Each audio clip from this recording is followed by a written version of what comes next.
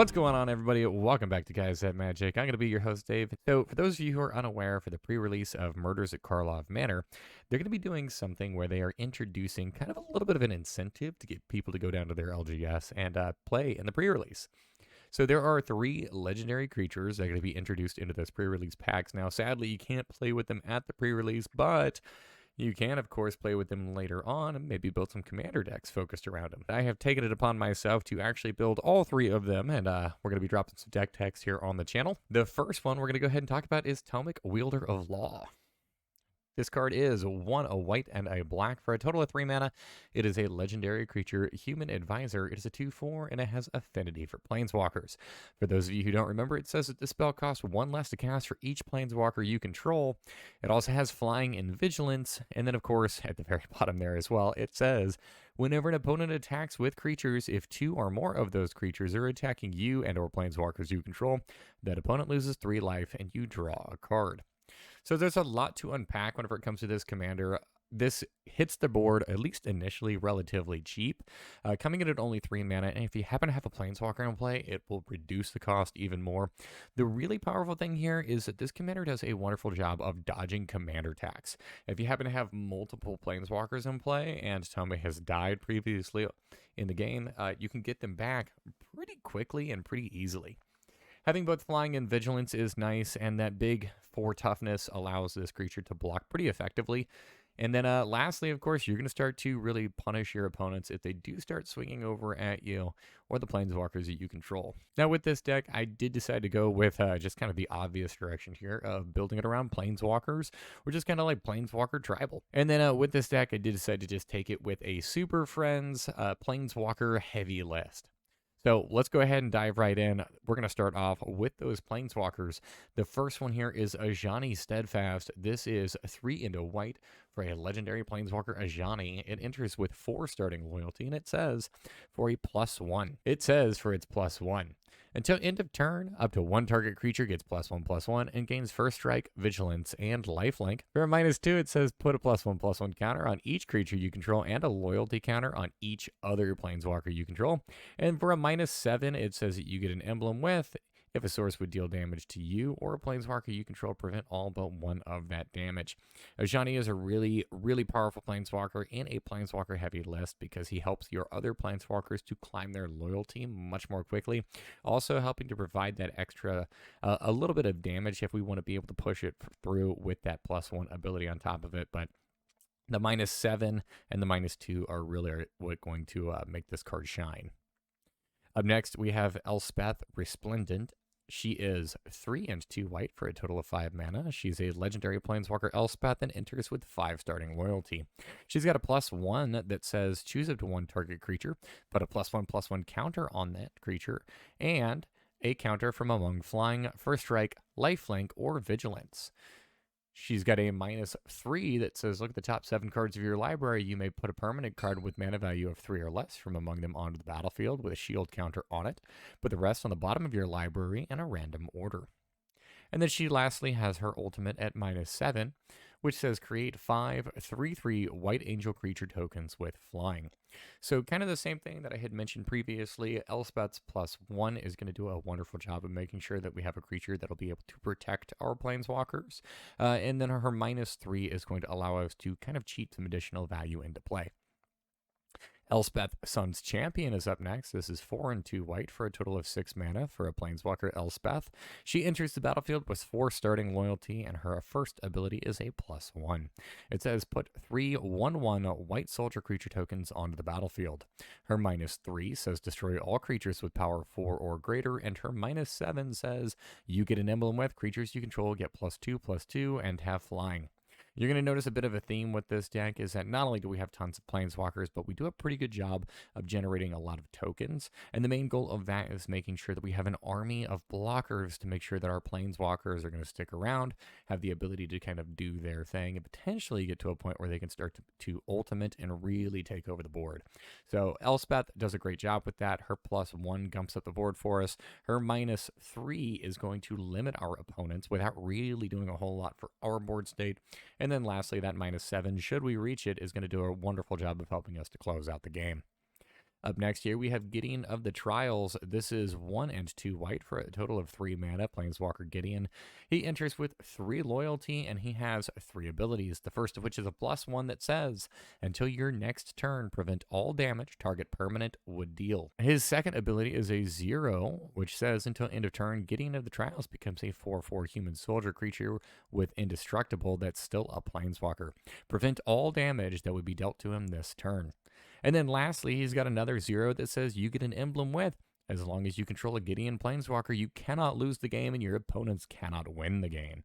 So a nice little control piece there. This is going to draw some hate away from some of your other Planeswalkers because of that third ability. And then Gideon also, once again, doing a great job of protecting himself, being able to just blank damage from a target permanent. Up next, we have Kaya, Intangible Slayer. She is 3, 2 white, and 2 black for a gigantic 7 mana. She's a legendary Planeswalker Kaya. She enters with 6 starting loyalty, and she has hexproof. Her first ability is a +2 that says each opponent loses 3 life and you gain 3 life. Her 0 says you draw 2 cards, then each opponent may scry 1. And her -3 says exile target creature or enchantment. If it wasn't an aura, create a token that's a copy of it, except it's a 1/1 white spirit creature with flying in addition to its other types. Kaya does a pretty good job of just managing board states. That -3 is really powerful, and that we can just get rid of some of our opponent's really pesky things. The 0 on this, I do love drawing 2 cards. Obviously, you're probably not the biggest fan of having your opponent scry 1, but I mean, it's pretty difficult to beat the draw 2. And then lastly, her +2 not only helps her to climb to a pretty impressive 8 loyalty the turn she drops, but it is also going to help you close out the game. Up next, we have Liliana, Dreadhorde General. She is 4 and 2 black for a legendary Planeswalker, Liliana. She enters with 6 starting loyalty and says whenever a creature you control dies, draw a card. Her first ability is a +1 that says create a 2/2 black zombie creature token. Her second ability is a -4 that says each player sacrifices 2 creatures. And her final ability is a -9 that says each opponent chooses a permanent they control of each permanent type and sacrifices the rest. Liliana is a wonderful card draw engine with that static ability. She can come up the board by creating zombies, give us some sacrifice fodder with that, and then be able to feed that back into card advantage. And then that last ability, should she be able to reach it, honestly will probably just close out the game. Her ultimate there is really impactful, very scary, and it's very rare that your opponents make much of a comeback from that. Up next, we have Lolth, Spider Queen. She is 3 and 2 black for a total of 5 mana. She's a legendary Planeswalker Lolth and enters with 4 starting loyalty. She says whenever a creature you control dies, put a loyalty counter on Lolth, Spider Queen. She's got a 0 ability that says you draw a card and lose 1 life. A -3 that says create 2 2/1 black spider creature tokens with menace and reach, and a -8 that says you get an emblem with whenever an opponent is dealt combat damage by 1 or more creatures you control. If that player lost less than 8 life this turn, they lose life equal to the difference. Same kind of thing here. Gum up the board, give us some added advantage in card advantage, and then that ultimate, should we reach it, is going to help us to close the game. Nixilis Reignited is 3 and 2 black for a total of 5 mana. He enters the battlefield with 5 starting loyalty and has 3 abilities. The first is a +1 that says you draw a card and lose 1 life. The second is a -3 that says destroy target creature. And then lastly, he does have a -8 saying target opponent gets an emblem with whenever a player draws a card, you lose 2 life. Just nice little control piece. Tavishzat, Doom of Fools, is 4 and a black for a legendary Planeswalker Svat. He enters with 4 starting loyalty, has a +2 that says create 2 0/1 Black Thole creature tokens.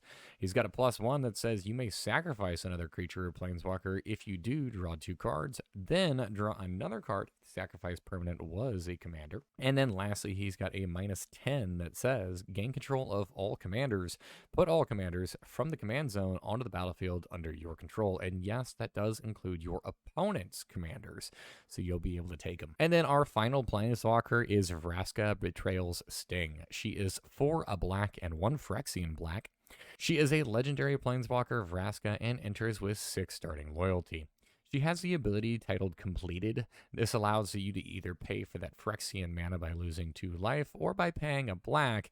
If you do pay the life, however, she's going to enter the battlefield with 2 fewer loyalty counters. So she'll enter with 4 instead of the starting 6. She has 3 abilities, the first of which says you draw a card and lose 1 life. You may proliferate. Her second ability is a -2 and says target creature becomes a treasure artifact with tap, sacrifice this artifact, add 1 mana of any color, and it loses all other card types and abilities. And then her last ability is a -9. It says if target player has fewer than 9 poison counters, they get a number of poison counters equal to the difference. Her ultimate isn't going to wipe the entire board. It's really just going to bully one player into submission there. However, the rest of her effects are very powerful. Having a 0 ability to just continuously proliferate is really important in a deck like this because it allows you to tick up all of your other planeswalkers. We're going to go ahead and move forward with the creature package. Now, for the most part, the creature package is going to be broken up into creatures that are going to kind of slow down what our opponents are doing. Creatures that are going to make it a little bit more challenging for our opponents to just attack us, and then just general utility. So with that being said, the first card we're going to talk about here is Archangel of Tithes. This is 1 and 3 white for a total of 4 mana. She is a creature angel. She's a 3/5, and she has flying. She also says that as long as Archangel of Tithes is untapped, creatures can't attack you or planeswalkers you control unless their controller pays 1 mana for each of those creatures. She also has an ability that says as long as Archangel of Tithes is attacking, creatures can't block unless their controller pays 1 mana for each of those creatures. So a nice little way to make sure that our planeswalkers are going to be protected, taxing our opponents in the case that they want to attack us. Archon of Emeria is 2 and a white for a creature Archon. It is a 2/3 with flying and says each player can't cast more than 1 spell each turn. It also says that non-basic lands your opponent's control into the battlefield tapped. Now, it is really important to note that you are going to limit yourself. With that first ability, you too will only be able to cast 1 thing per turn. And what you're going to pretty quickly find, because we are a Planeswalker heavy deck, it means we are also a relatively high mana value deck. There's a pretty steep curve here.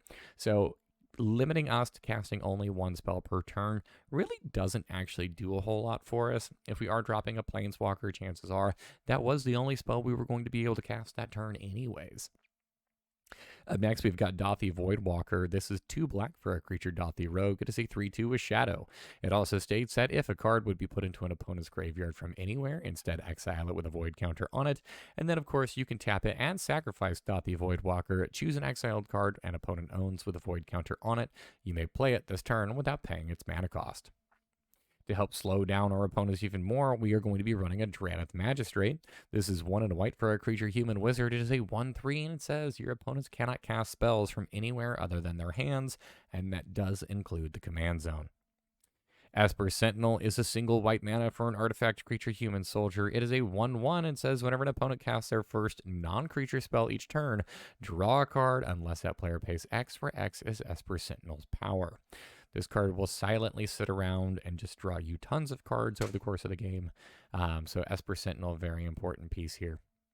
Grateful Apparition is 1 and a white for a creature spirit. It is a 1/1 with flying and says whenever it deals combat damage to a player or planeswalker, proliferate. So this is going to make sure that all of our planeswalkers are growing. Keeper of the Accord is 3 and a white for a creature human soldier.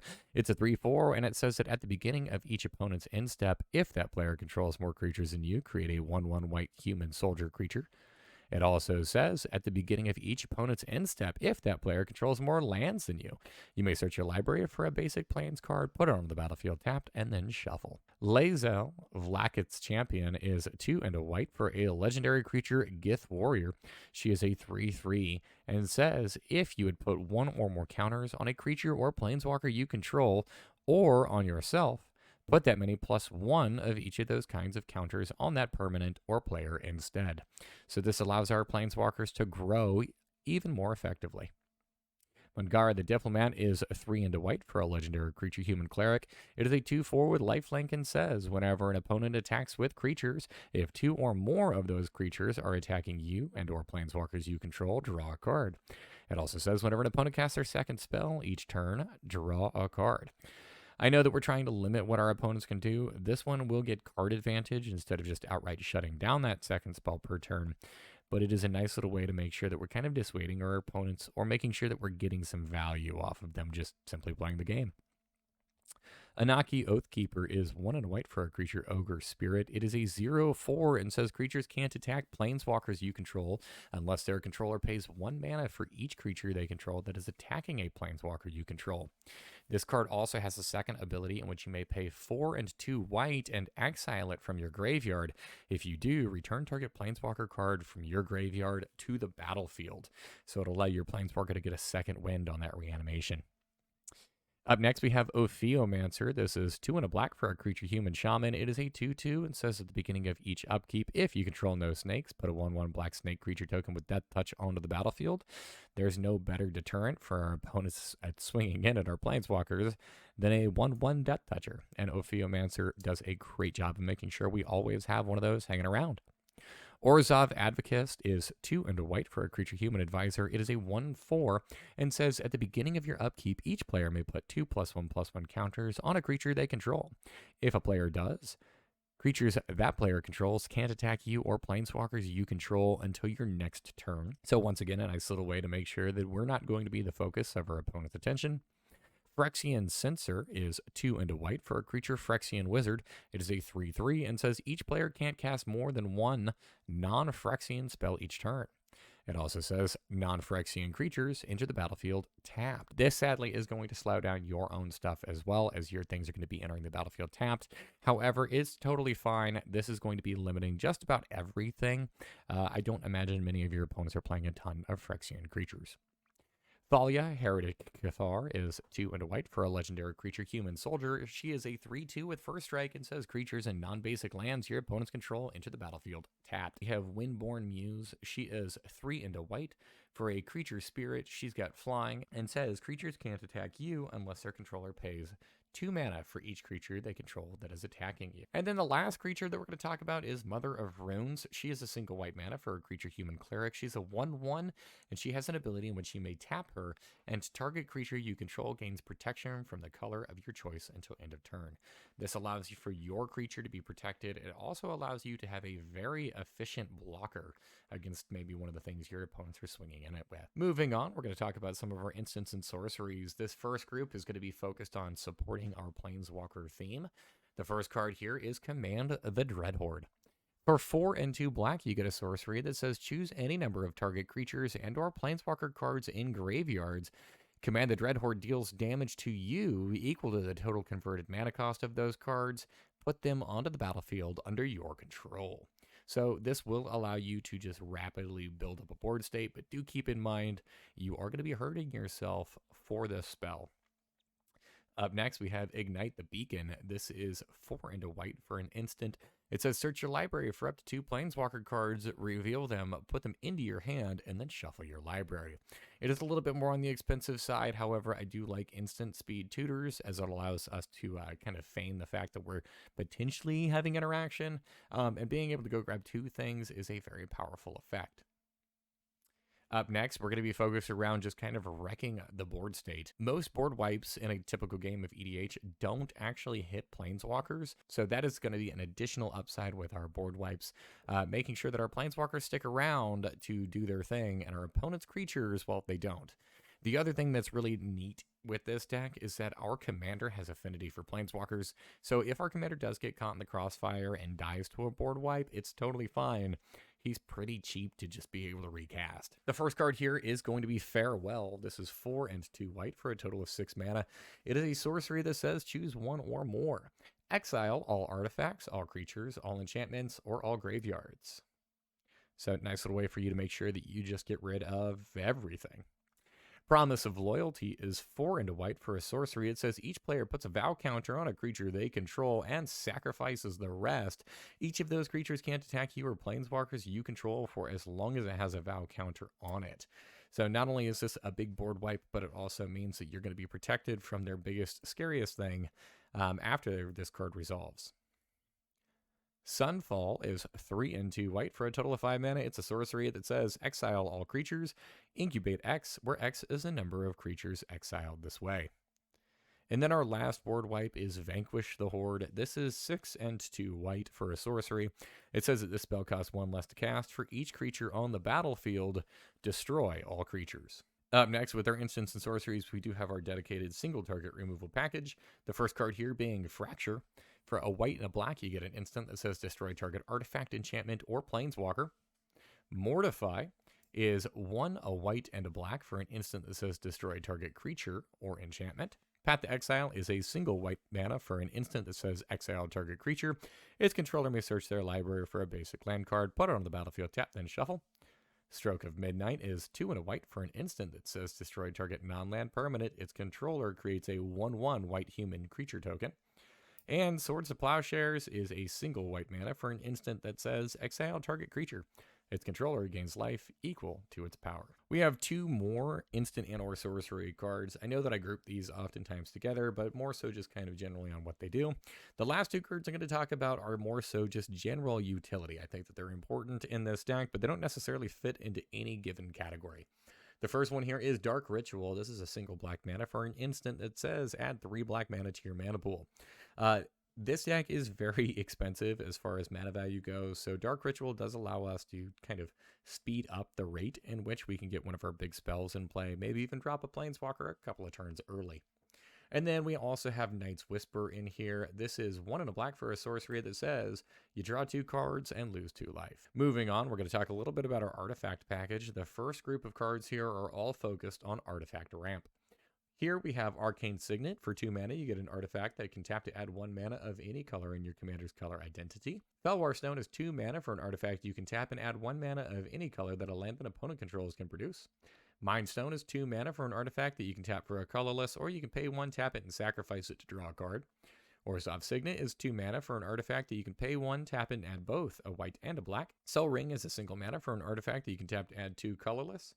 Talisman of Hierarchy is 2 mana for an artifact that you can tap to add a colorless, or you may tap it for either a white or a black, but if you do, it'll deal 1 damage to you. And then Thought Vessel is 2 mana for an artifact that gives you no maximum hand size, and you can tap for a colorless. If you haven't noticed, I'm a huge fan of just like 2 mana artifact ramp. I know that there are some really solid choices out there at 3 or more, but I do like to just kind of hang out more so at the 2 realm. I like them to come out early and help to accelerate rather than me having to, kind of wait a couple turns for me to be able to just cast one of these things. We do have 3 more artifacts that I do want to talk about. They don't necessarily fit into any given category, so I'm going to lump them all together here. The first of which is Contagion Clasp. This is 2 mana for an artifact that says whenever it enters the battlefield, put a -1/-1 counter on target creature. You can pay 4 mana and tap it to proliferate. So a nice little proliferation engine. It'll give us something to do in the case maybe we don't happen to have any extra mana, or maybe we have something that limits us to only 1 spell per turn. We've already cast it, and we got 4 extra mana hanging around. The next card here is Sword of Truth and Justice. This is 3 mana for an artifact equipment. It says the equipped creature gets +2/+2, has protection from white and from blue. It also says whenever the equipped creature deals combat damage to a player, put a +1/+1 counter on a creature you control and then proliferate. It has an equip cost of 2. And then lastly, we have the Chain Veil. This is 4 mana for a legendary artifact. It says at the beginning of your end step, if you didn't activate a loyalty ability of a planeswalker this turn, you lose 2 life. So this will hurt you in the case you're not doing your thing. It does happen to have a second ability, though, in which you can pay 4 mana, tap it, and it says for each planeswalker you control, you may activate one of its loyalty abilities once this turn, as though none of its loyalty abilities have been activated this turn. You still do have to, of course, be able to pay for whatever loyalty ability that you're using, but if you're using this to climb, so for example, using a +1 or a +2, it'll allow you to get an additional activation out of that. Just makes your planeswalkers grow a little bit better, and just, I don't know, do their thing a little bit more effectively. Moving forward, we do have quite a bit of enchantments in this list.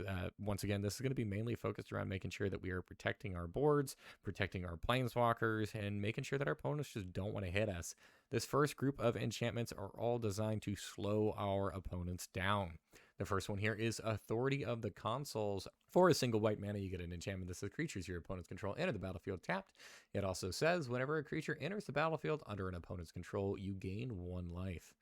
Blind Obedience is 1 and a white for an enchantment with Extort. It also says that artifacts and creatures your opponent's control enter the battlefield tapped. Deafening Silence is a single white mana for an enchantment that says each player can't cast more than one non-creature spell each turn. And Rule of Law is 2 and a white for an enchantment that says each player can't cast more than one spell each turn. The next group of enchantments are designed to help make sure that we are not going to be getting attacked. The first one here is Cunning Rhetoric. This is 2 and a black for an enchantment that says whenever an opponent attacks you and or planeswalkers you control, exile the top card of that player's library. You may play that card for as long as it remains exiled, and you may spend mana as though it were mana of any color to cast it. Ghostly Prison is 2 and a white for an enchantment that says creatures can't attack you unless their controller pays 2 mana for each creature he or she controls that is attacking you. And then we also have Sphere of Safety. This is 4 and a white for an enchantment that says creatures can't attack you or planeswalkers you control unless their controller pays X for each of those creatures, where X is the number of enchantments you control. Sphere of Safety can get out of control really quickly and start taxing your opponents for a ridiculous amount of mana. Our next group of enchantments are just general utility. These are cards that are just pretty good in this style of deck and provide different avenues of things that we just kind of want to do. So the first one here being Court of Grace. This is 2 and 2 white for a total of 4 mana. You get an enchantment that says whenever it enters the battlefield, you become the monarch. It also says at the beginning of your upkeep, you'll create a 1/1 white spirit creature token with flying. And if you are the monarch, you'll create a 4/4 white angel creature token with flying instead. Land Tax is a single white mana for an enchantment that says at the beginning of your upkeep, if an opponent controls more lands than you, you may search your library for up to 3 basic land cards, reveal them, put them into your hand, and then shuffle your library. Oath of Gideon is 2 and a white for an enchantment that says whenever it enters the battlefield, you'll create 2 1/1 white core ally creature tokens. It also says each planeswalker you control enters the battlefield with an additional loyalty counter on it. Oath of Kaya is 1 a white and a black for a legendary enchantment and says whenever it enters the battlefield, it deals 3 damage to any target and you gain 3 life. It also says whenever an opponent attacks a planeswalker you control with 1 or more creatures, Oath of Kaya deals 2 damage to that player and you gain 2 life. Oath of Liliana is 2 and a black for a legendary enchantment. It says whenever it enters the battlefield, each opponent sacrifices a creature. And then it says at the beginning of each end step, if a planeswalker entered the battlefield under your control this turn, you'll put a 2/2 black zombie creature token onto the battlefield. The final enchantment here is the Eldest Reborn. This is 4 and a black for an enchantment saga. On the first lore counter, it says each opponent sacrifices a creature or a planeswalker. The second lore counter states that each opponent discards a card. And the third lore counter says put target creature or planeswalker card from a graveyard onto the battlefield under your control.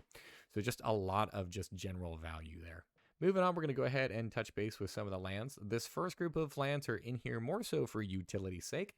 The first card is Bojuka Bog. This is a land that enters the battlefield tapped, but whenever it does exile all cards from target player's graveyard, and later on it can tap for a black mana.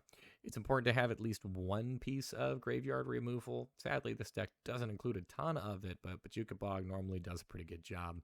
Cabal Coffers is up next. This is a land in which you can pay 2 mana to tap it and add a black mana to your mana pool for each swamp you control. We are a 2-color deck, but there are still quite a bit of swamps in this deck, and well, you're going to find out later on how we're going to get even more swamps out of our mana package. Castle Ardenvale is up next. This is a land that enters the battlefield tapped unless you control a plains. You can tap it for a white, and you can pay 2 white, tap it, and create a 1/1 white human creature token.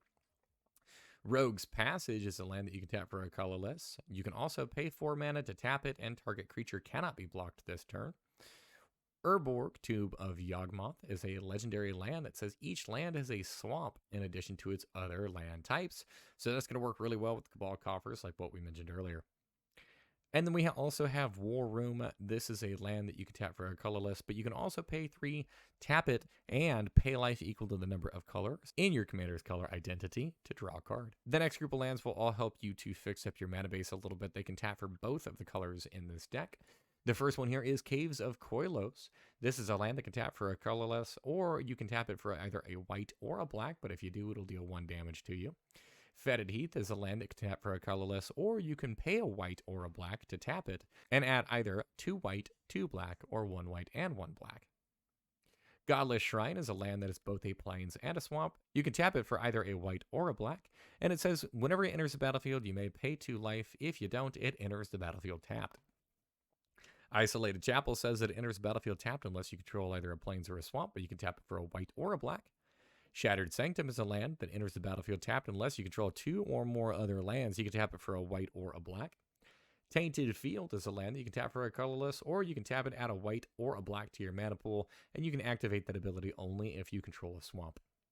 And then lastly here we have Vault of Champions. This is a land that enters the battlefield tapped unless you have 2 or more opponents, which you should, and you can tap it for either a white or a black. Helping out here, of course, I do have both Command Tower and Exotic Orchard also included in this list. Command Tower can tap to add 1 mana of any color in your commander's color identity, and Exotic Orchard is a land that you can tap to add 1 mana of any color that a land that opponent controls could produce. I don't know why I put these two in their own little category, maybe just because, I don't know, they've got the gold background on them, but they're essentially going to do the exact same thing as the lands that I previously talked about would do, and that is making sure that you have access to all of the colors that you need.